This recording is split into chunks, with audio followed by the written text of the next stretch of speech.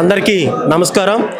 ఈరోజు భారతదేశ వ్యాప్తంగా ప్రజలందరూ కూడా గమనిస్తున్నారు. గత ప్రభుత్వంలో, కాంగ్రెస్ ప్రభుత్వంలో పెట్రోల్ డీజిల్ రేట్లు ఎలా ఉన్నాయో, ఇప్పుడు బీజేపీ ప్రభుత్వం రేట్లు ఎలా ఉన్నాయో చూస్తున్నారు.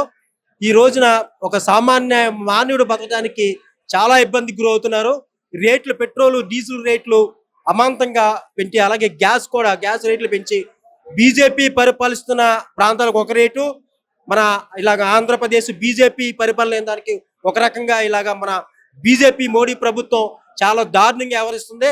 అలాగే మన రాను చూసుకుంటే ఇప్పుడు ట్రంప్ చేతిలో కీలు బొమ్మల మాడాడు. మన రష్యా నుంచి ఆయిల్ కొనుగోలు చేస్తే ఎంతో తక్కువ రేటుగా వస్తుంది. ఈ రోజులో చూస్తున్నాం మనం ఈ బీజేపీ ప్రభుత్వం ఎంత అరాచక పాలన చేస్తుంది, ప్రజలందరినీ కూడా నానా ఇబ్బందులకు గురి చేస్తుంది. ఈ రోజున సామాన్యుడు మానవుడు బతకడానికి ఈ రోజు ఒక పెట్రోలు ఈ ఒక బీజేపీ ప్రభుత్వం వచ్చింది 60 ధర 50 రూపాయలు.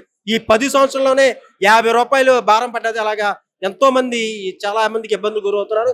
ప్రభుత్వాన్ని కాంగ్రెస్ పార్టీ నుంచి పెట్రోల్ డీజిల్ ధరలు తగ్గించాలని చెప్పి మేము డిమాండ్ చేస్తున్నాం.